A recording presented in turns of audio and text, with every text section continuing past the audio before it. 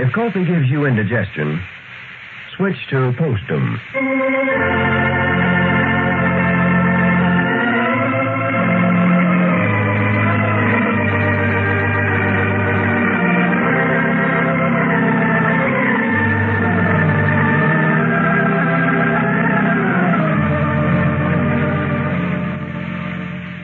The makers of Postum, the favorite mealtime drink in millions of American homes, present those two lovable old characters from the hill country, Lum and Abner.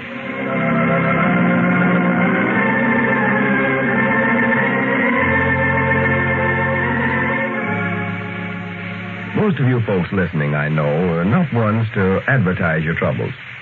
But if you suffer from indigestion, well, what more glaring advertisement could there be for that fact than the sour, ill-tempered disposition an upset digestion is almost sure to give you? Maybe coffee nerves is to blame for your indigestion. For it's common knowledge that while many people can drink coffee without having their digestion upset, many others should never touch it. So if you're one of those, if you think coffee spoils your digestion, be sensible and switch to Postum. For Postum can't possibly have any bad effect. It contains no caffeine or stimulant of any kind. And because of the distinctive, full-bodied flavor that's Postum's own, this grand mealtime drink has become the favorite in millions of American homes. And you can get Postum in any of your favorite restaurants and hotels when you dine out. So there's every reason, if coffee gives you indigestion, to start drinking Postum instead of coffee. Make the change right away, and after giving Postum a really fair trial, say for 2 weeks, see if your digestion and your disposition aren't much improved. Ask your grocer for Postum tomorrow. And now, let's see what's going on down in Pine Ridge. Well, friends, the Men's Protective Association, formed in Pine Ridge to defend the husbands against the unreasonable demands made by their wives, has given them so many new privileges that they now acclaim it a thorough success. The feminine population seems completely dominated. As we look in on the little community today, we find Abner over at the Jot'em Down store talking to Lum, who has just entered. Listen. Was there any mail, Lum? No, nothing for the store. Uh-huh. What you got there? Oh, this is for me. Uh-huh. Doggy, they must have had an awful lot to say from the size of that envelope. I think it's a Valentine. And I think I know who it's from, too. Who? Well, I sent one to a certain person, and I reckon she sent me one, too. Who? Maudie Brooks? I ain't saying who. Yeah, that's who it is, I bet you, Maudie. Well, what's wrong with that? Well, nothing. Except I still think you're wasting your time. You've been trying to spark at her ever since they moved to town. She ain't never give you no encouragement. Oh, what do you want her to do? Throw her arms around my neck? Well, I don't care what she does. But anybody with half sense would know she don't care nothing about you. I seen you Sunday when you went over there and sat down by her and meeting, and she got up and scooted down to the fur end of the bench, clean away from you. She's just bashful, I think. Yeah, she's any bashfuler than you are. Why, you never will get together then. Oh, I don't know. She must care something about me to send me a Valentine. What does it say? I don't know. I ain't opened it yet. Oh. But I can tell her right now if she wants me to be her Valentine, I am. Or will be. Well, what do they mean by that, Lum? That will you be my Valentine? What do they mean by it? Yeah. What is a Valentine, anyway? Why, it's, Granny's, I never had stopped to think about that. I know the 14th of February is it every year. Yeah. Somebody you like real good, you're supposed to send them a Valentine present. Let them know you're thinking about them and all that stuff. Uh-huh. Well, they always have pictures of hearts on them there, I've noticed. Yeah, love's mixed up in there somewhere or other. I don't know just how it works. One I sent Maudie had a big red heart and R run through it, and then a little lace looked like a doily all around it. Right, pretty. Well, what's that supposed to mean, that big red heart and that lace and all that? Means you're in love with her. It's a good way of telling somebody without having to come right out flat-footed and saying it. Yeah. Well, I don't see how somebody'd think you's in love with them because you sent them a picture of a heart with lace all around it and everything. Well, it sort of means that Cupid's got you. Cupid. Would you know who Cupid is? No, I reckon not. Who is it? You saw pictures of him, ain't you? Of him? Well, yeah, a little baby that goes around with a bow and arrow in his hand. Oh, him, yeah. Says 1940 on him. Him standing there by his grandpa. No, that's the new year coming in. But he favors him right smart. Does, huh? This one's supposed to go around and shoot people in the heart and make them get in love. Well, Dad blame, he's liable to kill somebody doing that. He don't actually shoot you. Just call it that. Oh. Body falls in love, the saying is that Cupid shot him with a heart. But he never, huh? Well, I don't know. I believe he shot me. Huh? I don't mind telling you that Maudie Brooks has got me to where I don't know where I'm afoot or horseback. Well, if that's all that's worrying you, you're afoot, I'll tell you that. No, sir.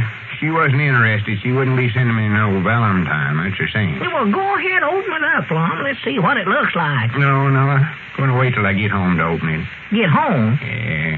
Get it all dirty down here. Oh, you won't. It's one of them pretty lace ones. I'm going to hang it right there on the setting room. Well, you can put it right back in the envelope. It ain't going to get dirty. Now, let's go ahead and take a look at it. All right. See what she's got. Why, look at you. You're so Norris, you can't hardly get it open there. I know. It's the first little thing she did to show me how much she cares for me. Oh, it's all folded up. I'll bet. What's the matter? Nothing.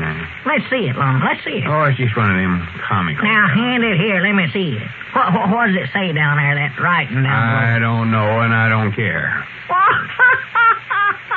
If he ain't a beaut, you reckon she means that you look like that? Just forget about it. Bunch of foolish. Look at them ears and that mustache. My doggy, that's growed on there. Or stuck on. Looks like a real one. Yeah. Let's see what it says here, Lum.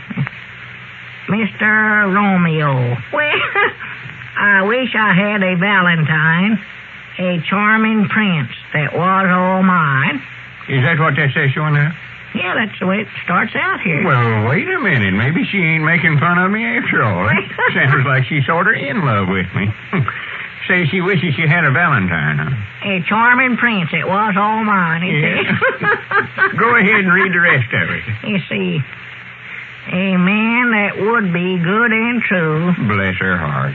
But I don't want no part of you. Huh? You think you are a ladies' man, but no gal could love you with that pan. Your face looks like a plate of hash with that handlebar mustache. So I'm still looking for a man divine, but you're just a comic Valentine. Now, what's that dad blame funny about that? Well, that's a funny way she's got to tell you she loves you. Give me that thing. Now, wait a minute. Now, don't tear it up, Lum. I want to show that to Grandpa. If you mention this to old Abner Peabody, I'll whop you right on top of the head.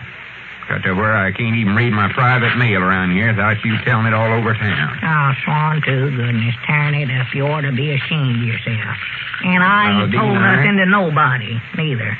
Wouldn't go telling nothing on you. Your face looks like a plate of hash with that handlebar mustache. That's a gooder. I wish you hadn't tore that up. I'd love to have kept that thing. Hey, Granny, that settles it. I'm a good mind to join that Men's Protective Association myself. I believe I could lawsuit her for sending such as that through the mail. Out-and-out slander's all it is. Yeah, well, you can't join an association, Lum, unless you're married. I'll tell you that right now. Well, I ain't going to get married to get into the thing. I'll guarantee you that. I don't know. But it's a good thing, though, if you was married. I'll tell you, we sure saved old Moe's Moot's life the other day. That woman of his would have beat him to death if we hadn't separated him. She did hit Luke Spears there once. Granny, that reminds me, is Moe's in bad with the association? In bad with them? There's a sign down there on his window that says, "Don't trade here. This shop's boycotted by the Men's Protective Association." Oh, that. No, I seen that down there. No, we're doing that to help Mose out. Help him out? Yeah. see it that way, why, that's the way we got to get even with this woman for breaking the rules the other day and jumping on him when she agreed not to. See, if Mose don't do no business, why, she won't have no money to buy victuals with, and that way she don't get even with her. Well, that's kind of hard on Mose, ain't it? What does he say about it? Oh, well, I don't think he much likes it, Mose. He says it's just ruining his business. That's sure. But he's got to go by what the association says. Well, there ought to be some better way than that to punish her. Yeah, well, it might be. We did try to figure out something else. Wrecked her brains. Thought once of fining her $100 for it. And we have to think that Mose would have to pay it if we did, just be out $100. That's the only thing I see wrong with the organization. If women folks don't abide by the rules, I don't know what the association can do about it. They can't horsewhip them. No. Well, there's a committee working on that now. Wait, here comes your grand defender, or whatever it is you call him. Oh, Squire. Maybe they found some way to punish these women when they bust the rules. There's been 2 or 3 uprisings in the last day or two. Uprisings? Yeah, women folks busting the rules. Yeah, howdy, Brother Squire. Yeah, come in, Squire. Brother Abner, I'm calling a special meeting down at the Lodge Hall right away. Want all the members of the Men's Protective Association to be there, too. Yeah, well, wait a minute, Squire. I don't know where I can get away or not. Couldn't we have it tonight? No, it's a matter of business that can't wait, Brother Abner. We've got to act quickly or our organization is ruined.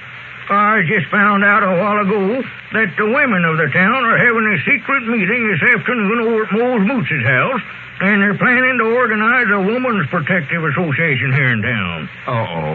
Now, unless we can put a stop to it, conditions in this town will be 10 times worse than they ever were before. Oh, my goodness, yes. We've got our backs to the wall, men. Our freedom hangs in the balance. If we don't put a stop to this movement, we're going right back into marital slavery.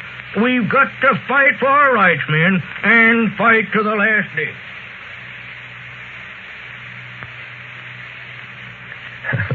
Well, it seems as though civil war is brewing in Pine Ridge.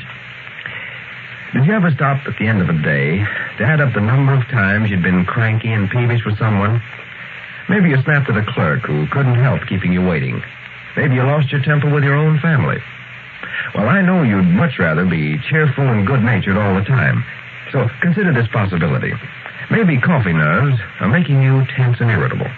But while many people can drink coffee without ill effects, many others cannot.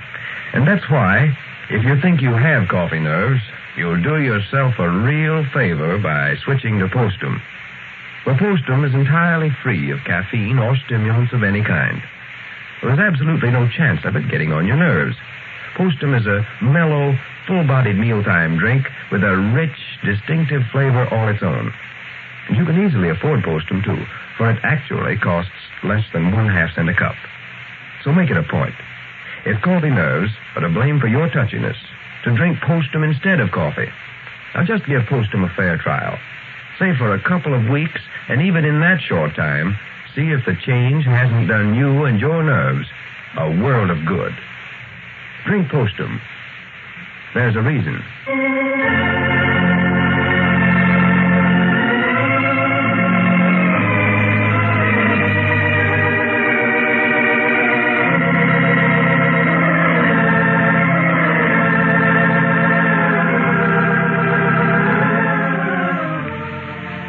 Now, don't forget, friends, be with us next Friday evening at this same time when we again visit Pine Ridge with Lum and Abner, who say, most kids who spend their youth raising Cain spend their old age walking with one. Lou Crosby speaking. And remember, Postum, your best bet for a good night. This is the Columbia Broadcasting System.